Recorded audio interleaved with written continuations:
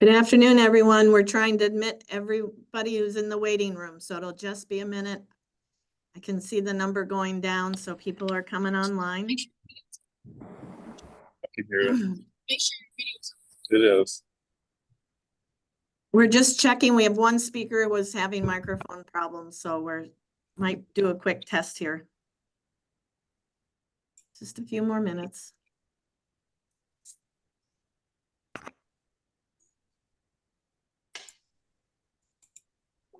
Holy. Thank you, everybody, for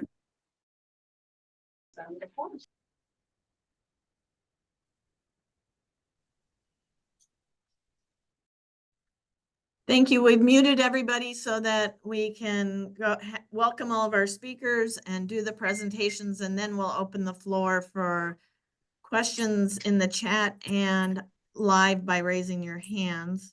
To my co-hosts, do we know if all the speakers have audio?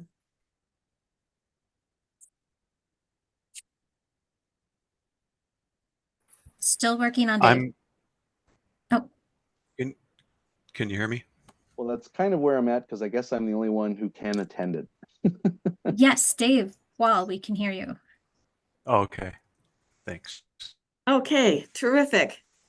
Hearing no objections, I'd say let's begin. Thank you, everybody, for coming. I'll turn the floor over to Assistant Commissioner Dana Vanderbosch of the Minnesota Pollution Control Agency. Dana? Good afternoon, everyone. Thank you so much for making time to hear this introduction to our plans for updating the Minnesota Nutrient Reduction Strategy. As you might know, Minnesota has 12,000 lakes and 70,000 miles of streams and rivers, and we have groundwater that underlies the entire state. And protecting this water quality to ensure safe drinking water and healthy aquatic communities across the state is critically important for all of us. For today's presentation, we're going to focus exclusively on nutrients. These are pollutants that can drive a number of water quality problems when found in excess amounts. And more specifically, we're going to be speaking about the Minnesota Nutrient Reduction Strategy. Next slide, please.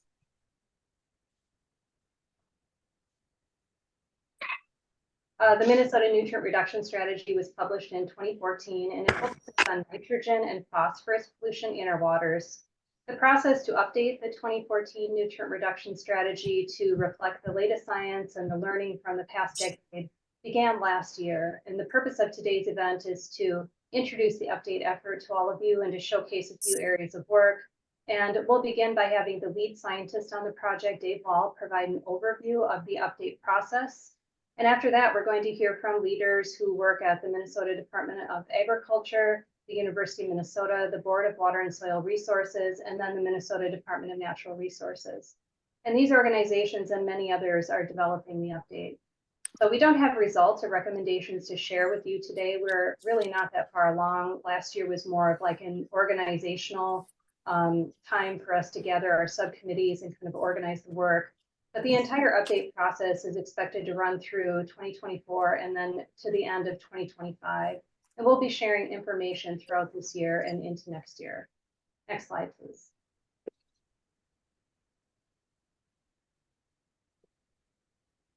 Sarah, next slide. There we go. Before we dive in, I wanted to just briefly recap where we've been for those who are less familiar with the Nutrient Reduction Strategy. Minnesota has been monitoring and tracking nitrogen and phosphorus in our rivers and streams and groundwater for decades. And we recognized the harmful impacts of nutrients long ago. There's a tremendous amount of research that identifies the harmful effects of excessive amounts of this pollution and identifies the most common sources. And so we've been implementing both regulatory and voluntary solutions to reduce this pollution since the 1990s. In 2011, the US EPA called for states to develop nutrient reduction strategies. And the EPA's primary focus is on the Mississippi River and the Gulf of Mexico, but to clean up those major waters requires working intensively within each of Minnesota's 80 major watersheds. We released the initial nutrient reduction strategy in 2014, and then in 2020, we released a progress report. And both of these documents can be accessed on the MPCA's web pages if you search under nutrient reduction strategy. It's always been our intention to update the nutrient reduction strategy approximately every 10 years. And so we began to organize the update last year. Next slide, please. The nutrient reduction strategy informs many different programs throughout several state agencies. And one of the pathways in which the strategy is used is shown on the slide.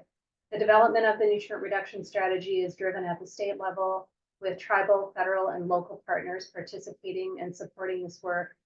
Then local watershed groups look at the statewide recommendations in the nutrient reduction strategy, and they create a watershed restoration plan that is unique for their watershed and for their communities, and they implement that plan. State agencies also use the nutrient reduction strategy to develop new grant programs to incentivize adoption of nutrient reduction strategies and practices that are ID'd in the nutrient reduction strategy. And the MPCA has used the nutrient reduction strategy to inform changes in permits, such as our wastewater treatment facility discharge permits and our food lot permits. Those permit requirements are then implemented by a host of municipalities and businesses who are working in partnership with us to protect and restore our state waters. I hope that some of you on today's call have been involved with watershed projects. Maybe you work in local government, you're a local water manager, or perhaps you're a farmer who grows crops, or you run a dairy operation and you've adopted nutrient reduction practices. Or maybe you work within city government and you're a wastewater manager, have some connection to that work. Developing the nutrient reduction strategy and then implementing it so we can see improvements in water quality in our drinking water and the health of aquatic communities truly requires everyone's involvement. And so we're grateful to you for joining us today. Next slide.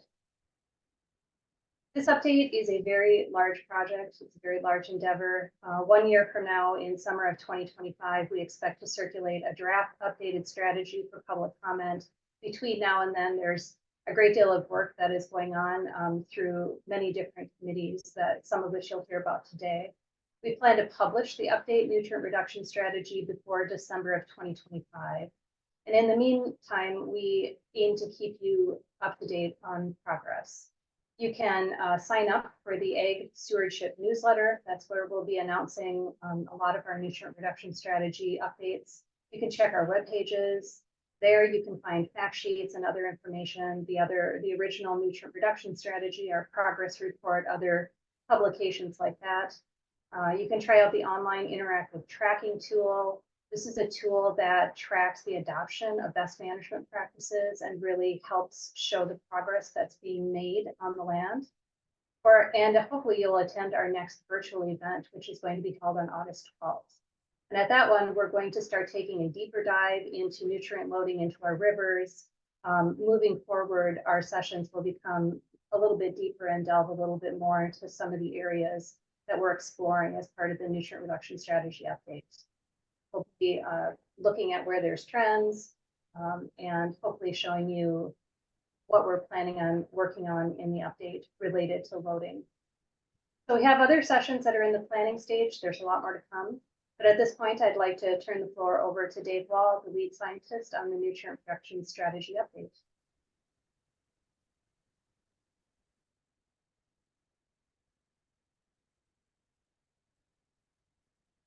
Dave, if you're speaking, we can't hear you.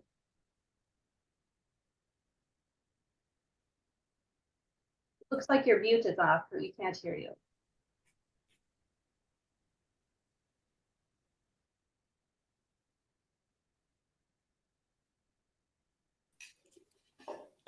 No. Hey, Dave, say something now. All right. Yeah, I think we can hear you now.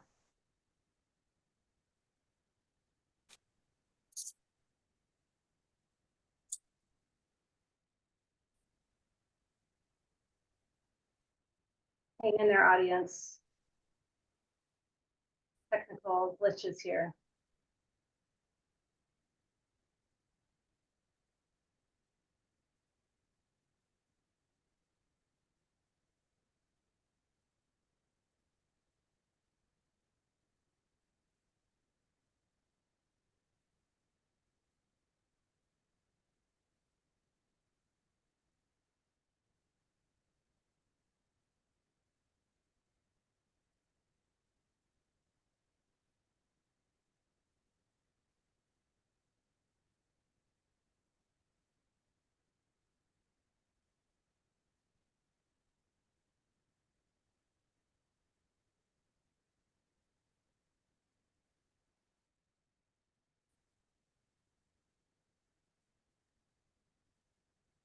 I think we should make a decision here, either to skip over Dave's and come back to it, or ask his backup person to do it. Thoughts? Glenn, would you be able to pop on screen and walk through a couple of slides while we see if Dave can get on the line? Yes, do you hear me? Yes, we can hear you, Glenn. All right. I'll pass the mic over to Glenn Skuda, the director of the Watershed Division. Yep. Good afternoon, everybody. Sorry for the technical difficulties. So I'm Glenn Skuda, the Watershed Division Director at the Pollution Control Agency. So, all right. So current state of things, right? Our local waters have needs for nutrient reduction. So we have 693 lakes that are impaired by excess nutrients as of 2022, 51 streams that are impaired as well because of eutrophication or over-enrichment. And we have 32 cold water stream reaches that are impaired water use levels. So our Minnesota nutrient reduction strategy aims to achieve phosphorus and nitrogen goals for our own local waters, along with achieving the goals for nutrients that we export out of state through our major rivers and through Lake Superior to the Great Lakes. We need phosphorus reductions for our own lakes and rivers. That there's just too much growth that comes from that. We also have a lot of other lakes and streams that are close to being impaired and need protection from additional phosphorus and nitrogen.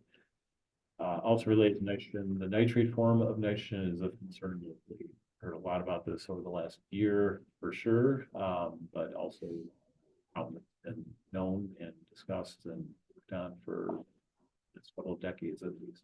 We need nitrate reduction in groundwater and streams for drinking water purposes and in our rivers for the health of life.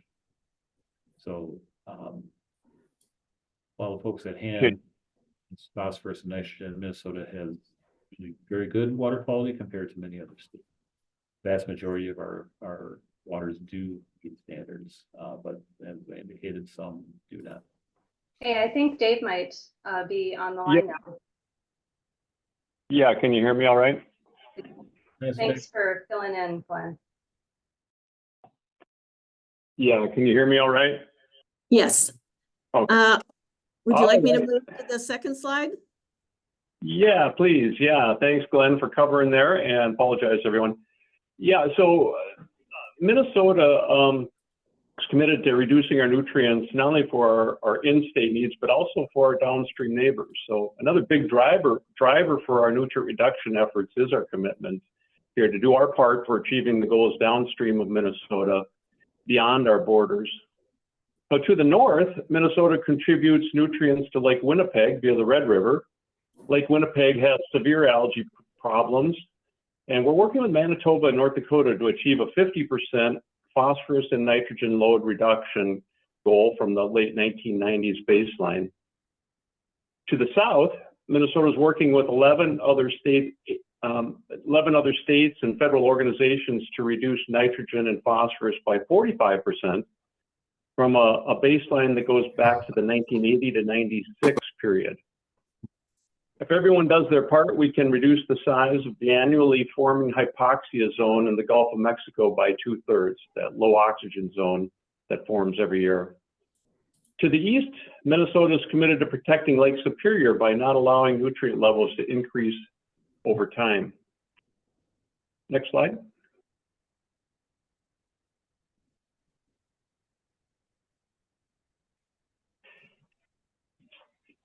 The next slide. We're looking. Go ahead. Yep. We're looking at the progress.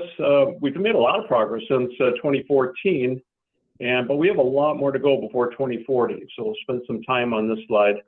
And I should point out also that we've made considerable progress with nutrients prior to ever even having a nutrient reduction strategy for the decades prior to 2014, particularly in our conservation efforts around the state and also in our urban areas. But in 2014, that marked a point where we put together the pieces to show what the problems were and what we needed to do to reach our goals. On the left side is the progress side. And I want to highlight just a few examples of progress with more details to come in the future webinars. Since 2014, Minnesota has advanced over 30 large-scale government and private industry programs that affects nutrients. Now, on the second bullet down on the left there, all 80 Minnesota watersheds now have strategies. Prior to 2014, our watershed work was just getting underway, and now we have watershed strategies throughout the states for all of our major watersheds, 80 of them, and all of those have a connection with nutrients in one way or another. We have now a system to track newly adopted nutrient-related practices on cropland, and we're on a trajectory to reach 5 million acres of added practices by 2025. Another area of progress is our wastewater phosphorus, which has been reduced by nearly 70% since 2004. And now we have a wastewater nitrogen reduction strategy focusing on nitrogen. Our monitoring results are showing reductions in our river nutrients, especially with phosphorus, but also more recently with nitrogen. This progress is most clearly observed when we remove the influence of climate and weather fluctuations. And last, I'll mention that we made a lot of progress with the foundational science that we need for long-term success. Our research, monitoring, and the science of solutions has come a long ways. So as we look to the next 15 years and out towards reaching our goals in 2040, we're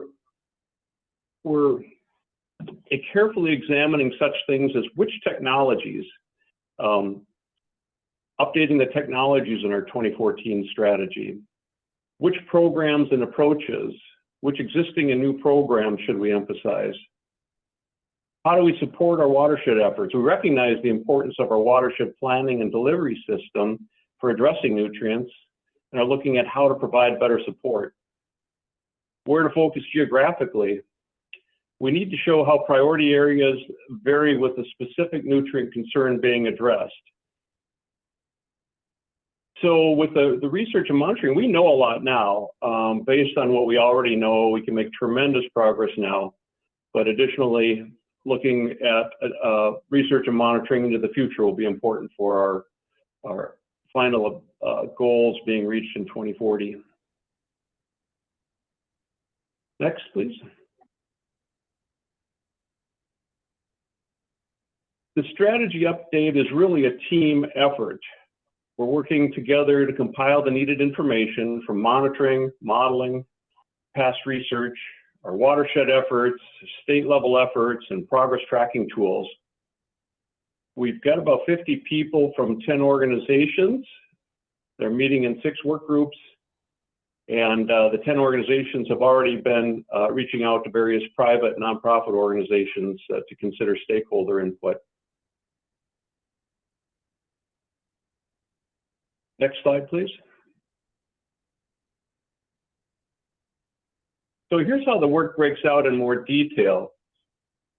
We've got the 6 working groups on the upper bars, and then the 24 building blocks below, matching the color of the work of that working group. So we have 24 separate investigations and assessments being conducted that will, in combination, lead to the updated and improved Minnesota nutrient reduction strategy. And those pieces will support strategy implementation into the next decade. We have a solid nutrient reduction strategy. We've had that since 2014. We have progress reports and a growing number of progress tracking displays on our nutrient reduction strategy website.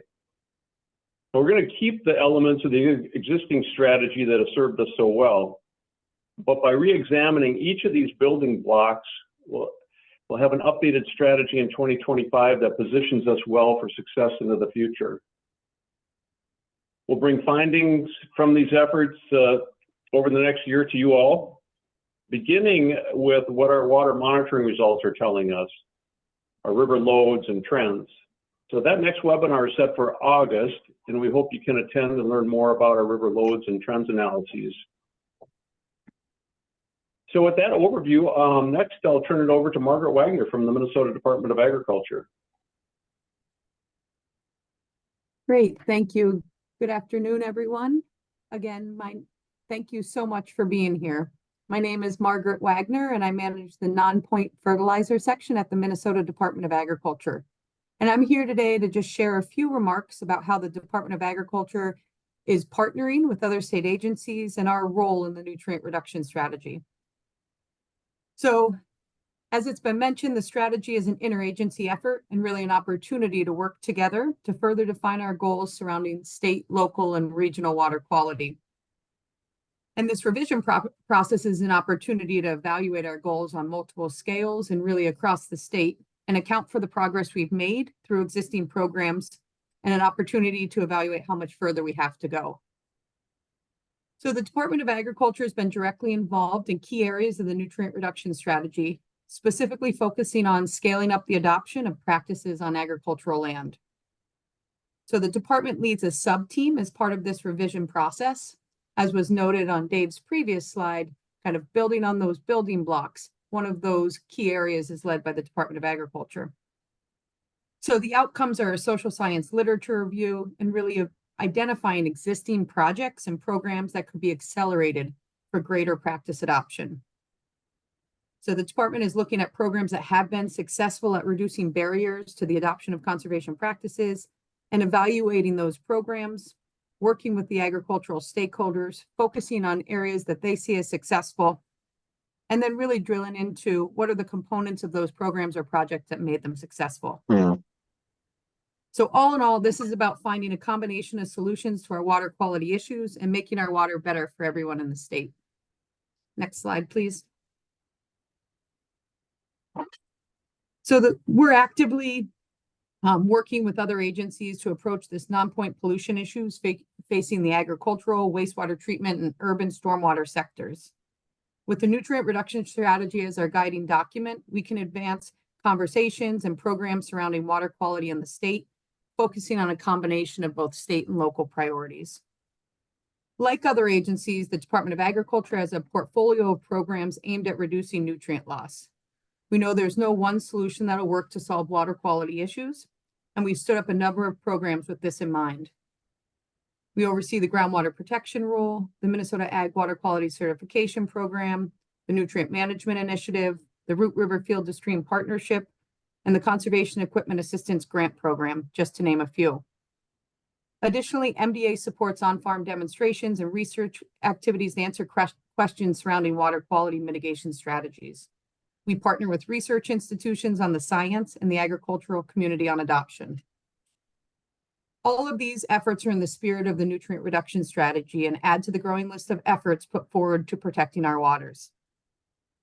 The Department of Agriculture is contributing to several of the sub-teams as part of this work, advancing technical topics like the effectiveness of various best management practices, watershed scale integration and tool development, and developing metrics for tracking that progress. The Department of Agriculture is really committed to partnerships and working together and looking forward to building on the success and opportunities for innovation and collaboration with the ag community and all of our stakeholders. So that concludes my presentation, and I'll hand the screen to Dr. Carl Rosen from the University of Minnesota. Thanks, Margaret, and good to be here.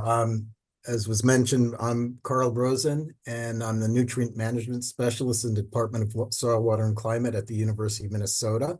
I'm going to talk a little bit about our role and our approach in the nutrient reduction strategy. The main role of the University of Minnesota is to assess various conservation practices from a research perspective and determine how well they perform in Minnesota. To help accomplish this goal, I need the slide, the next slide. There we go. We need, let's see. So to help accomplish this goal, we hired Dr. Laura Christensen in August of 2023, who has extensive experience in this area. To date, she's reviewed over 678 studies, including mostly peer-reviewed publications, but also reports and blogs and extension-type materials as well on the web. A lot of the information currently being reviewed is newly available. For example, about half the studies have publication dates newer than 2014, which was the publication date of the original Minnesota nutrient reduction strategy. So we're trying to focus obviously on the geographically relevant studies that are relevant to Minnesota. So we think a lot has been accomplished since 2014, and one of the reasons that we need to do some updating. Next slide, please. The process that we go through for each conservation follows a general approach. Let's see, can you click again? Keep on clicking. This is, yep, there we go. No, back. So yeah. So the process that we're going through for each conservation practice follows this general approach. We review the science, extract the relevant data from those studies into the database, analyze the database, engage the broader community of the scientific experts for input, and then this creates some feedback steps. We hope to have a final product on this contract as a report, and this will be used for the overall nutrient reduction strategy that's being coordinated by MPCA, as you just heard. Our goal with this work is to improve understanding of how the conservation practices reduce nutrient loss in Minnesota, but beyond the strategy, document the strategy revision itself. We also want to get more science-based conservation practices into the landscape, which in turn will hopefully facilitate a change in behavior and improvement in environmental quality. Next slide. Okay, so what you see here is what was done in the previous nutrient reduction strategy.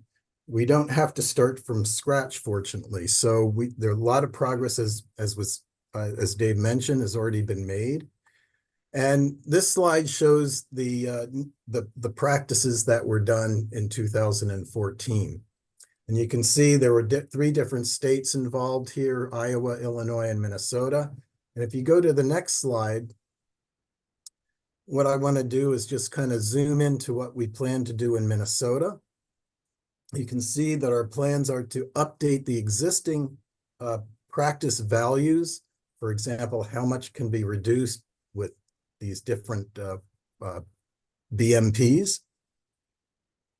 And then try to relate that to what we find in the literature. We're looking at the existing values, and we're also looking at new BMPs that were not included in the original strategy science assessment. One thing that I want you to note is that this is a tentative proposed list, and it's all very much a work in progress. And you'll note on the screen that not all practices will have sufficient data to generate a recommended value, and that's because there's just not enough research out there. So that's kind of a challenge at this point, but we're doing our best that we can to focus on the most important practices that will work under Minnesota conditions. In some cases, we may need to extrapolate based on the research done in other states. So a preliminary draft is going to be prepared, at least for nitrogen, and that should be done by September. So that's what's going on at the University of Minnesota. I'm going to pass it on to the next person, which is Justin Hansen. So go on from there. Thanks, Carl. Appreciate the opportunity to talk about this with everybody on the call. We've got a lot of different folks with a lot of different backgrounds. So maybe just go right into the next slide. I'm Justin Hansen. I work with the Board of Water and Soil Resources, which is a an agency that supports planning and grants that typically get delivered by other people. So I'm very proud and excited about the opportunities that are coming, because we get to develop programs and then support the folks that implement these programs on the ground. I come from work with soil and water conservation districts and watershed districts over the last 20 years. And I can just say in the 80 years or so that we've been doing conservation in Minnesota, none are more impactful than what we have going on right now. And part of the reason that that's so important is because we're building systems that support the long-term viability of conservation, and we're helping people come into programs and make changes on their land, but also understand themselves, right, in a bigger scope of the state water resources. And so we've touched a little bit, if you look to the right there, the cycle, which is so important. We use science, which Dave did an excellent job of talking about, and then we put that science into strategies. And then the really important part that I want to talk about is the local delivery system that we use. So rather than just hiring a bunch of contractors on behalf of the state to go out and implement conservation practices on the land, we understand that Minnesota has a lot of privately owned land, which we need folks to help and participate in the conservation delivery programs. And we're fortunate that we have really active local government units that are actually participating.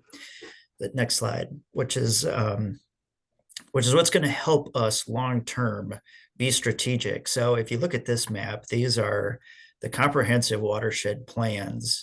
So each of those highlighted areas over the last several years have developed a local strategy that implements all of the science that we've been hearing about today. And then it also incorporates local values, which are really critical. That assures that we've got folks that are paying attention to what the issues are that are most local to their neighborhoods and to their backyard, without having to sacrifice on the state priorities. And so this relationship of state and local strategies and priorities is what's giving us this great chance to have locally and voluntary conservation activities that get us into the future. And so we're only a handful of watersheds away from having full plans. And then we turn our focus to implementation. Next slide, please. So the foundational piece, having good plans in place, is what helps us understand the science, and then the shared understanding of what strategies are going to be most beneficial. Now, I think it's important to recognize that not everybody has this around the country. If you think about watershed management over time, we've used primarily a lot of federal farm programs to help drive our conservation, which has not always been targeted toward the water resource issue. These have been, in large part, historically, if you go back to the very beginning, water resource work was done as a subsidy type program to individual landowners to help them with their farming practices or agricultural practices. And so Minnesota truly is at the front end. So just sharing and learning these strategies from each other, having funding that is predictable, rather than having, in the past, we just had funding sources that were very short term, which didn't give you much of an opportunity to scale up and look at long-term strategies. All of that is changing, and this is highly uncommon for the United States, and we're certainly at an advantage to many of our other partners as we work together with those other states in these nutrient reduction strategies. Slide, please. I just wanted to provide just a little bit of background. So here you do the work you plan, right? And then you do the work, and then we're measuring as well. And so this is, I got a couple of examples in the next 2 slides. You can go to the next slide as well about how we're tracking that progress locally and statewide as well. So Bowser Board of Water Soil Resources is tracking these outcomes, but what we've seen is a lot of the locals are also tracking their outcomes specific, from field scale to watershed scale. So our technology, our accountability amongst each other, and the shared learning that's going on, and the shared perspective on how to really be effective in our work has been transformational in my career, right? And specifically in the 10 years since this plan was last updated. So next slide. Or maybe we're done. Okay, yeah. So the systematic approach, putting people that are accountable to each other, and that's at the state level amongst us and our colleagues that you're hearing from today, but also locally, having local officials that are charged with the work that they're doing, and making sure that it's a priority to their friends and neighbors, and the resources that they consume and use, but also to our statewide priorities. So truly an exciting time. And I think I'll pass it off to Katie Smith to give us our next presentation from Minnesota Department of Natural Resources. Thank you, Justin. Great to be here today. Katie Smith, Director of the Ecological and Water Resources Division here at the Minnesota Department of Natural Resources. Next slide.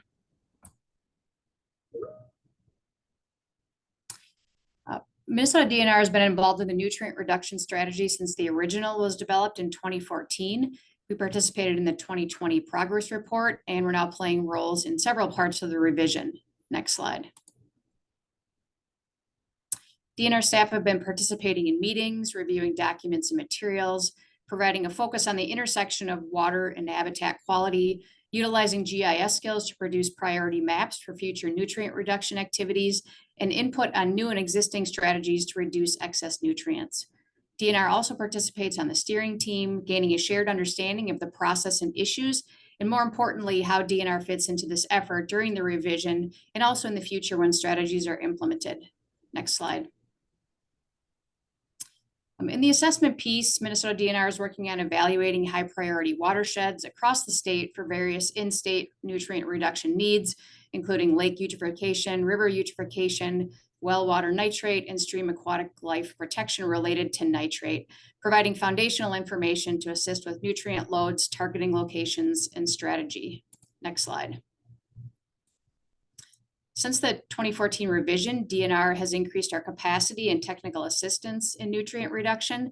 Many areas of implementation intersect our work. DNR's clean water program, streams and floodplains work, our river ecology unit restoration work by our fisheries research staff and forest researchers, and DNR wildlife who manage wetland and shallow lakes all have impactful roles to play.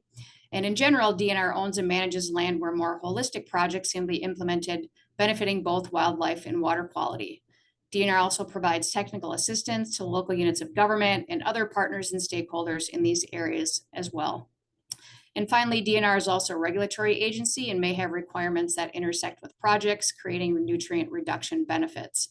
We're advocating for practices with multiple benefits, those that work with natural processes and don't require long-term maintenance, and we're focusing on a systems approach toward that end. And with that, I'll turn it over to Corey Layfield for the Q&A portion. Thank you, Katie. My name is Corey Layfield. I'm the Nutrient Reduction Strategy Coordinator for the MPCA, and I'm going to ask our speakers to, if your camera's off, to go ahead and turn it back on, and we will work on taking some questions. The raise your hand button is at the bottom right of the Zoom control panel. If you can't find that, the PC key shortcut is an Alt-Y. On a Mac, that's an Option Y. And if you're on phone, it's a *9. And you use *6 to mute and unmute. There are over 300 people here, so we don't anticipate we will get to everyone's questions. So if you have a question at the end that you didn't get to ask, you feel free to email it to me. My email is Corrie, CORRIE, .Layfield, LAYFIELD, at state.mn.us. And we will try to stay on a little bit after the 2:30 end time to answer questions as we can. So the first person I see here is Brett Hedges. You want to go ahead and unmute and ask your question?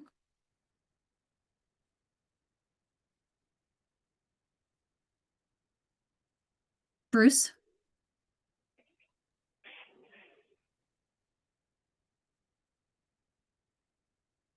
Hi, Bruce. Can you hear me?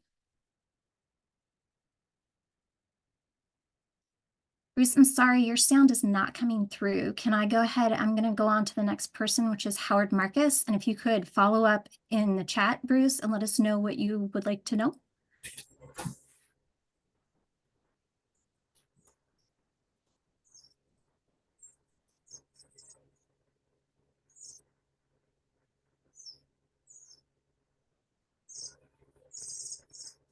I wonder if anyone is having issues with their microphones, if they want to go to the mute, unmute button and see if you have a microphone selected. Yes, thank you. That's a good point. All right, Jeff Broberg. I'm going to just keep going and then I'll follow back up with the original question. Sure, can you hear me? Yes, I can hear you. Okay, good. Well, thanks so much for this presentation. It's a lot of really good information, lots of really good things going that are forward looking. I really like the kind of systems approach and the adaptation of the science. And I think there is a great hope for progress, but it's all very aspirational. And there's still a dark side to this, that we've been working on stuff for 50 years, the nutrient management plan for 10, and even in the update identified a failure to get widespread adoption of the methods that are needed. There's not been yet, we're frustrated, an assessment of all the BMPs. Many of them don't work.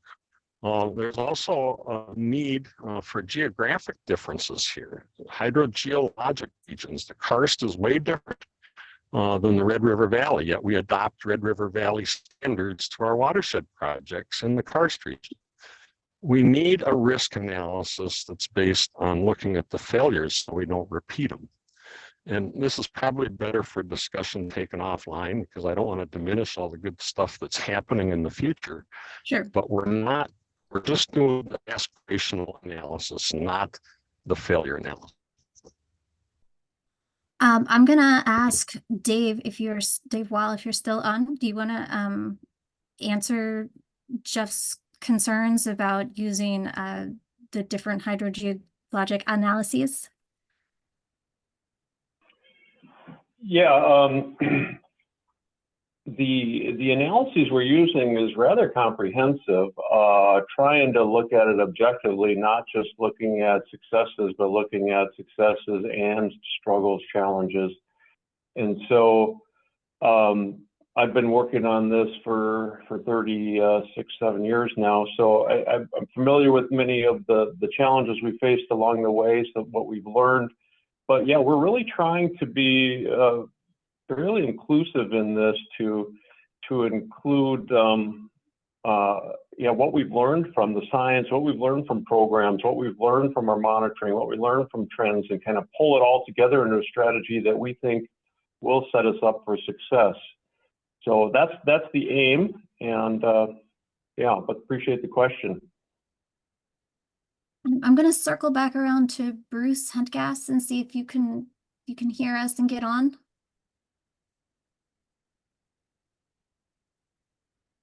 Bruce?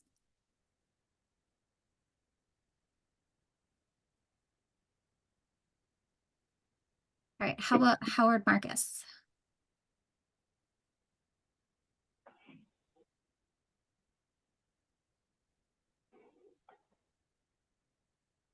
Howard, you still have your speaker, your microphone on mute.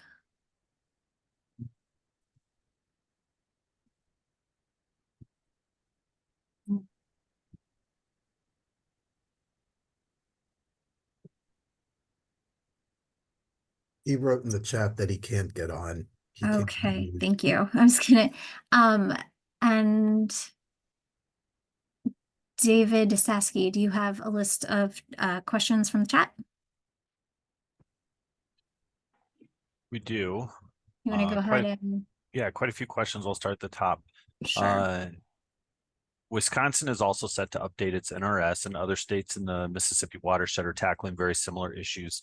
Someone mentioned the social science background and understanding landowner farmer approaches to nutrients and land management. Is there going to be an attempt to collaborate at the regional level to understand these issues, or is each state better off going alone?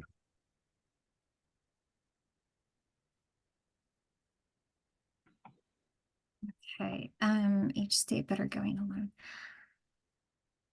I'm going to kick this one to Dave Wall also, since we've been talking about the Comprehensive Hypoxia Task Force, which is all the Mississippi River Basin states.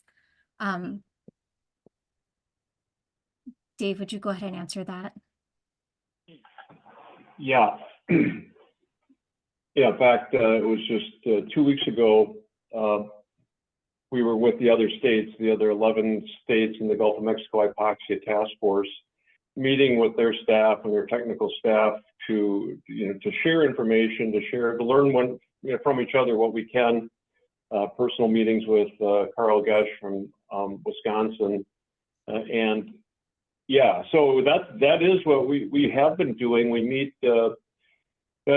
every month by phone, but then also in person once or twice a year as well with these other states to try and share the information amongst the states. And we share what we're doing here in Minnesota, and we try to learn from what's going on in those other states. And Wisconsin, definitely a key partner state in the Gulf of Mexico Hypoxia Task Force. Thank you, Dave.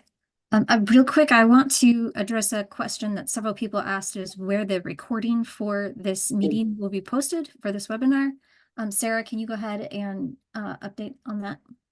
Sure. I work at the MPCA and manage the nutrient reduction webpage with others. We expect to be able to put a link to the recording there in the next day or two. So I will send out another email note once the recording's live, and if for some reason we have a glitch, I'll let you know that too, but you can look for it there. That's how we'll release the slides. You can look at the slides through the recording. Thank you. Thank you, Sarah. All right, David, any more questions on the chat? Yes. One of the questions asked was, does anyone know when the next Ag BMP handbook for Minnesota will be released? Margaret? Yeah, thank you for that question. So the Ag BMP handbook has been supported with the Clean Water Fund Land and Legacy Amendment dollars. So the Clean Water Fund brought us both the first and original Ag BMP handbook, as well as the update that was done in 2017. So we do not have a date that we are set to update it again, but we have been discussing that, especially in light of, I think, many of the topics that Dr. Rosen mentioned. So as the new scientist, Dr. Laura Christensen, goes through a review of all those practices, that's the type of information we would directly use to update the handbook. So we do not have a date right now, but we're talking about how can we leverage this process through the nutrient reduction strategy and all that good science that gets updated and put it into that kind of template of the handbook that I think a lot of partners have come to rely on. So thanks for that question. I can't give an exact answer, but it is something we're talking about at agencies and see a big overlap between this literature review that's happening and what we need to do to update the handbook. Thank you, Margaret. All right, David, you want to just keep going through? Yes, I'll just keep going here. Where can the various rivershed plans be found, and how can we see the tracking, what nutrients were in 2014 and where they are now? Okay, that's a two-part question, and I'm going to answer the 2014 versus now. If you visit the NRS webpage, there is the history of nutrient levels in 2014 and where they are now. In terms of the rivershed plans, Justin Hansen, would you like to share where the One Watershed, One plans are stored? Yeah, so it's a couple things. It's the plans themselves are on the Bowser website. And then we've got two different ways that we track outcomes. So we track outcomes at Bowser based on, you know, the reductions as they're applied in their plans and through their grants, I should say. In addition to just one watershed, one plan, we also capture the outcomes on the website, and we can share those specific links out if that's helpful, Corey. Yeah, go ahead and put it in the chat.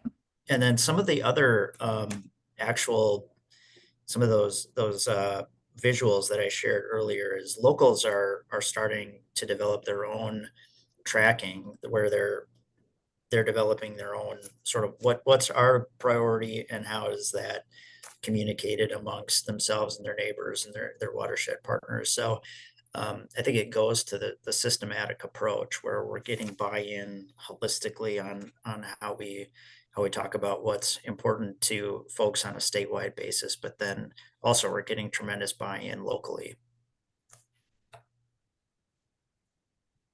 Thank you. Thank you, Justin. I also see that Julie Westerlin, who's with Bowser and been working with us on the nutrient reduction strategy, posted an interactive map on the chat that you can look at each watershed plan. And Glenn Skuda posted the local watershed plans as well. Corey, Dave Yes. here. Yeah, just to add on the monitoring and where we've been since 2014, even back to the baseline periods up until more recently, and that is going to be the focus of the next webinar in August. So will be a lot more detail to come there. Looking at the website is one place you can go in the meantime, but we're going to be explaining that in much more detail in August. Thank you. All right, we have time for maybe one more question, Sarah. Go ahead, David. Satsky, you want to ask a question from the chat? Yes. Will the standards take into consideration the pushes for corn ethanol production and especially the sustainable aviation fuel pushes where legislation is making SAF efforts exempt from many regulations? Glenn, would you like to take a stab at this question? Yeah, so standards. I don't know about standards per se, at least in a legal sense, but the strategy, the document, I think we'll try to get at this issue because this is a time of like potential major land conversion, right? Not necessarily from agriculture to something else, but different purposes for agricultural land use, you know, migration over time from corn ethanol for cars to sustainable aviation fuel for planes. So there is going to be there's a potential for turnover here. So that is something that has been brought to our attention that the work groups are already aware of. And it is something that has to be considered as that change in the landscape happens. What impact might that have? And if there's a loosening or a tightening of regulations, what impact would that have? So it's a strategy document. It doesn't necessarily have regulatory authority per se, but it would make recommendations on how to address this type of an issue. So it's a good one that you raised. So I appreciate that. Thank you, Glenn. All right, I'm seeing a couple questions about nitrogen and nitrate standards, both the aquatic life and the cold water standards. Can we answer that really quickly? And it looks like it's about 3 questions that we could answer that. 3 questions at once. Cold water standards. Yeah, I think when the PCA within about a month ago released the wastewater nitrogen strategy, and that lays out kind of a process is focused a lot on wastewater, which is where a lot of the standards do apply, not exclusively, but a lot. But that strategy is something that we could drop into the chat for people to take a look at, and that does lay out kind of a process. We've been working with wastewater discharges for years, getting more monitoring of their effluent to know what the levels of nitrate in wastewater are, because that is something that was not known years ago till over the last decade doing that monitoring, and now moving forward to putting additional requirements ultimately in place for wastewater nitrogen nutrient reduction, which would entail further development of nitrogen standards. So that is a process that is kind of, it's an ongoing for a while in terms of monitoring leading into standards development, and now that standard development process is getting closer. All right, thanks. All right, I'm gonna go to Sarah for the reminder about what's next, and then if we have a few people who want to stay on, we can take a few questions after the 2:30 mark. Thanks, Corey. Several people in the chat have asked, how do I keep in touch? So there's a QR code on the screen now. It will take you to the sign up for the Agricultural Stewardship newsletter from PCA. I believe MDA has some things on their website too. We're working to push out information through the newsletter email list, but you can also check web pages. There's a QR code for that. It's called the Reducing Nutrients webpage at MPCA. You can look for us as all those building blocks of information are getting refined. We'll try and create some fact sheets and we'll post those as soon as they're available. I encourage you, as Commissioner Vanderbosch pointed out, you can go online and look at where the BMPs are in use and where they came from. There's some wonderful Tableau-based tracking, progress trackers online. And then, as several of our speakers have said, we went ahead and scheduled the next event, which will be August 12th, to talk about river loads of nutrients. But this is a long process. It's going to take us this large group of 50 plus people, another year plus to come up with the draft report. And so this is a beginning of a commitment to help bring people along and share information as it becomes known. So this is just a request and a bit of gratitude. Thank you for coming out today to learn and find out how we're trying to roll out and introduce this update to the Minnesota Nutrient Reduction Strategy. So I know we're at time, so feel free to jump off. I think in the chat, David Satsky, you saw another question that might be worth a run at. You might have the right people to answer. You want to offer that one? Yeah, I did. We had several questions on asking, how are the tribes being included in this process? Yes, that's an excellent question, and I'm happy to answer that. So there's several different ways tribes are being included in this process. The first is that this revision is being funded by bipartisan infrastructure law funds from the federal government through the EPA, and those same funds are made available to the tribes in Minnesota to produce their own nutrient reduction strategies, as that is relevant to their lands that they are managing. The second is that an invitation letter was sent out to tribes in December inviting collaboration on these multiple nutrient reduction strategies. And I think also I would ask Len to talk about regular interaction that we have with tribes at MPCA and other state agencies.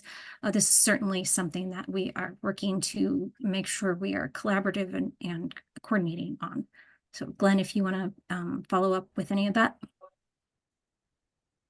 I guess beyond this strategy, right, we reach out to the tribes that have indicated interest in particular watersheds when we are entering into those watersheds to do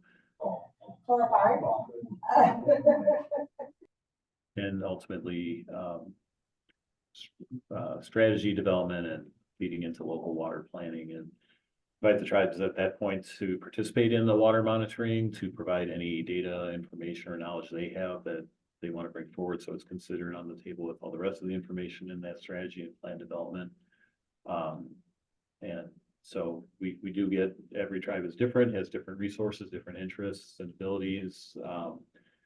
So some tribes we work very closely hand in glove with in our watershed work. Others, the connections aren't quite as strong, but we always make that an opportunity available for collaboration. And we've had some really great successes with that, and continues, I think, to get stronger and better as time goes on. Thank you, Glenn. All right. David, you want to just go ahead and keep reading through questions? Yeah. How does the Minnesota legislation affect your direction in setting priorities? That is also, I think, a question for Glenn.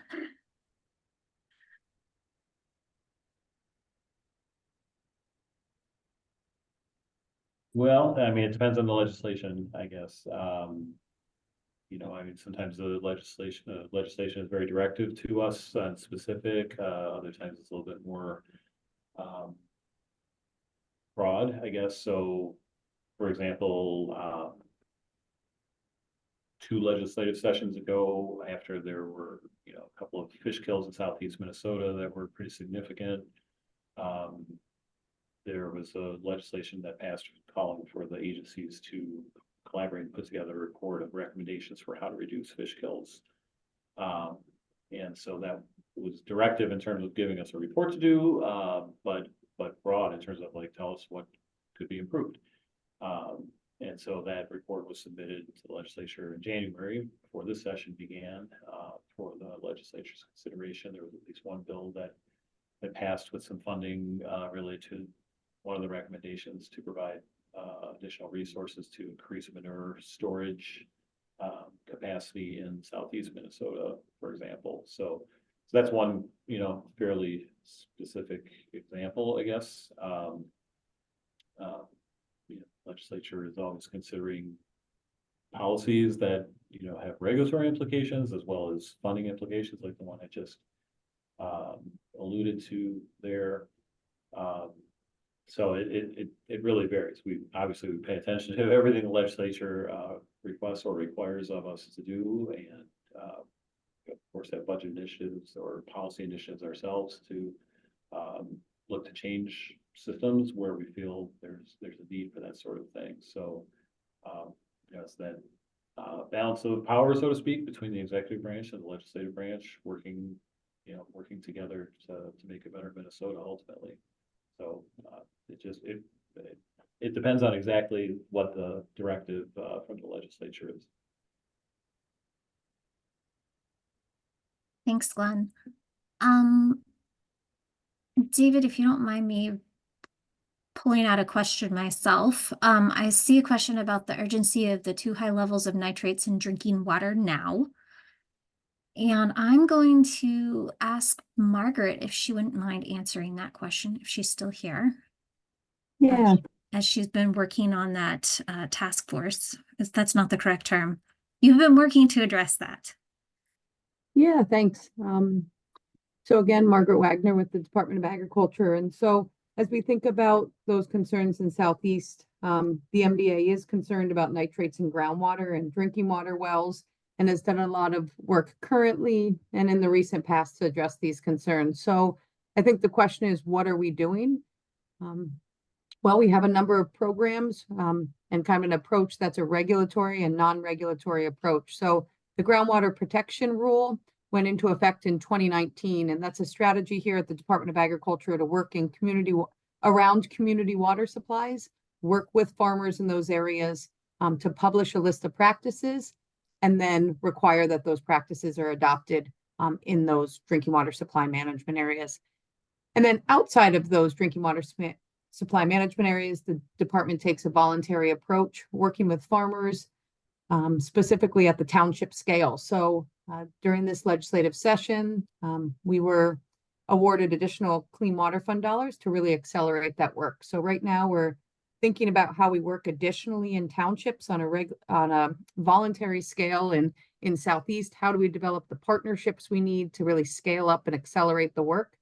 So what I talked about today was focusing on what has worked and how do we replicate that in new areas. So I think that's also part of our approach here to address nitrates. And we have good examples of working at the watershed scale.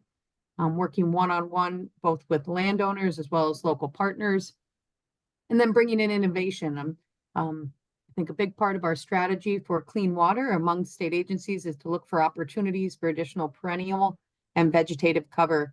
So we work with partners like the Forever Green Initiative to think about how do we get additional perennials with economic markets onto the landscape. So part of that strategy in Southeast will be looking for new markets and existing markets for forages, alfalfa, and even new perennials that are developed at the university. Then look for opportunities to scale up the amount of cover crops that we have in these areas, knowing that that's also an effective way to manage nutrients and keep that tied up in the soil profile. So there's much work. I think if you're interested in details, there's information on our website. I can also put a link. We've outlined a lot of this strategy in a work plan directly to EPA. So there's a lot of detail about our immediate, our short-term and our long-term strategy. We really think about that. What can we do now to provide safe and protected drinking water to private well users? And then what's our long-term strategy working on the landscape to reduce the amount of nitrate that's lost from cropping systems? Thank you, Margaret. All right, next question. Okay. We did have a question on how are nonprofits who are giving stakeholder feedback to the various working groups selected? Excellent question. Dave, would you please share the history of how the different working groups were assembled and explain the interfacing between the working groups and stakeholders?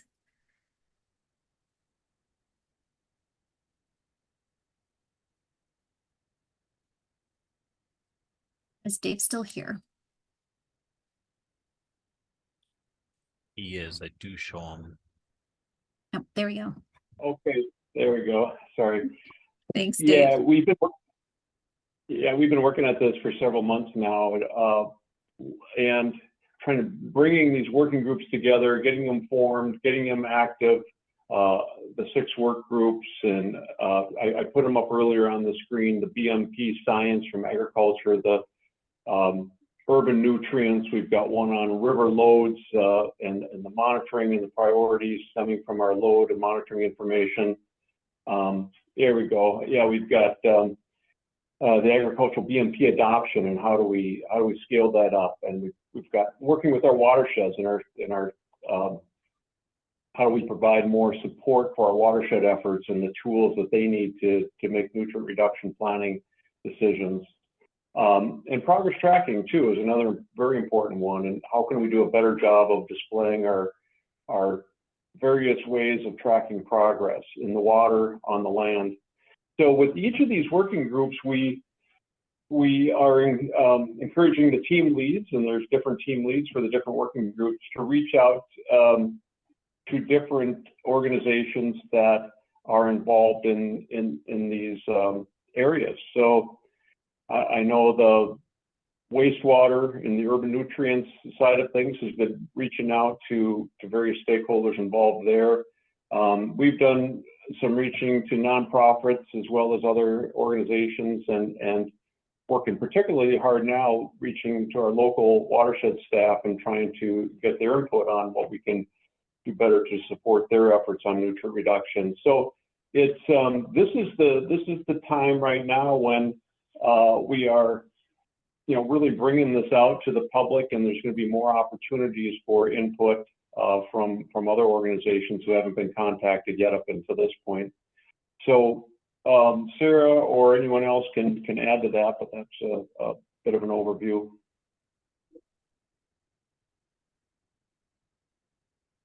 Thank you, Dave.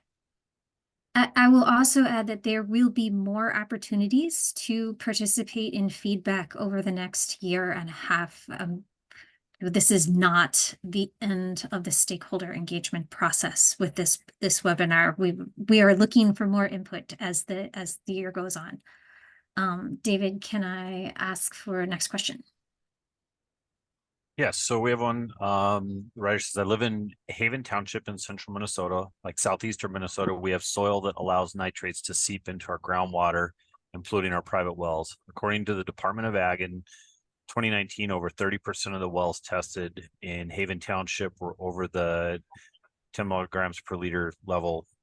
According to the Department of Ag, despite best practices, things have continued to get worse over the past 2 decades. The EPA pointed out where the pollution comes from in southeast Minnesota. Why can't meaningful regulations be enforced now rather than waiting another 10 years? Yeah, and Margaret, would you be willing to answer this question? The Department of Ag data. Yeah, well, I think the question is about additional regulation in these areas. And I think it's important to point out that the groundwater protection rule was passed in 2019. And then we quickly went into a period of COVID. And so implementing that rule, working directly with our stakeholders and working with farmers to implement this across the state was paused during that time when we weren't able to work in person. So in earnest, we have really been implementing the groundwater protection rule here just for a few years. And we are following through with our intention and what we laid out and told our stakeholders that we would do, which was implement this rule in drinking water protection areas and then work in a voluntary way in those surrounding townships. So as we reflect on the development and the importance of the groundwater protection rule, I think something that was really important is the public comment and the public outreach that we did during that process. So we really did hear a lot of comments from all sectors. We were able to incorporate that into the rule, and now we are implementing that. So we've kind of worked through that process. We're responding in 18 communities that have elevated nitrate in their community water supply and have designated those areas as level 2 under our rule. And now we continue to really work through that process. We've published best management lists of best management practices with our local advisory team, and we will follow up to ensure that those practices are adopted in that area. So through that, we're building relationships, we're building trust, and I think we are staying true to our commitment to implement this groundwater protection rule as it was outlined during that process. And we've also been able to really start to accelerate our work in townships. And so with this recent dollars and supplemental funding through the Clean Water Fund, we will be doing additional work in townships following that same process.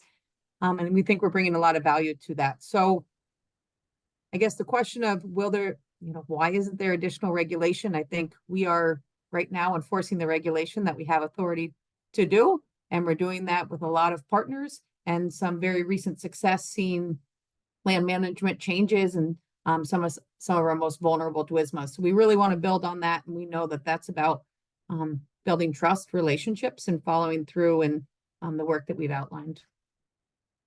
Thank you very much, Margaret. All right, let's do 2 more questions and then see if that gets us through the list. Okay. Does the NRS account for differences in environmental outcomes from differences in cover crop management? The example given is 2 inches of cover crop growth versus 12 inches of cover crop growth will have differences in sediment nutrient loading.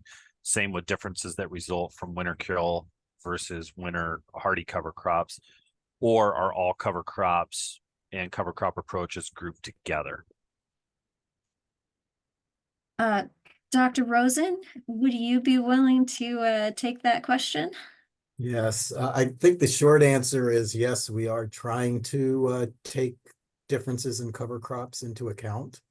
I had a conversation with Laura about that last week, and based on the data, there is some data out there that we can use. I mean, it's not totally comprehensive, but we do realize that there are differences due to the type of cover crop and the extent of growth of that cover crop when it's terminated. That's all going to make a difference. And we're going to try our best to take into account those differences. So yes, we are doing it with the data that we have available. Thank you very much. And I have to leave to another meeting now, so. All right, thank you so much for joining us today, Carl. We appreciate it. Okay, we'll see ya. Bye. All right, I do have another one. Okay. Is this plan going to fix falling groundwater levels? Every few years, the wells need to be adjusted to get the same flow.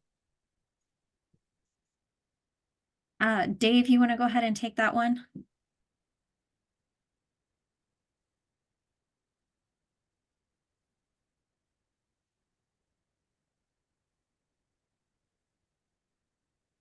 Oh, had to let Dave back in. So the short answer is, oh, Dave, are you able to take this now?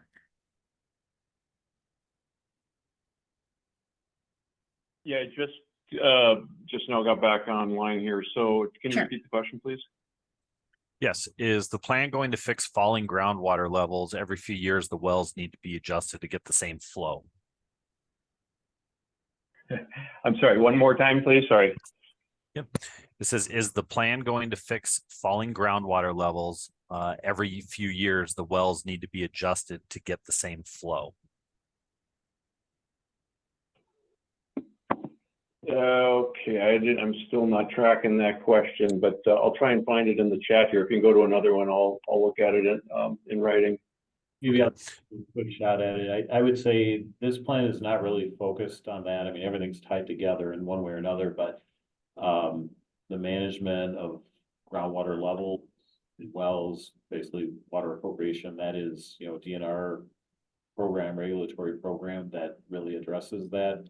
And that is about your volume, whereas this plan is really about nutrient reduction. So yes, there can be a connection between those two things, but this plan is not likely to get too deeply into the issue of water level, water volume changes in groundwater. It can only do so much in this plan.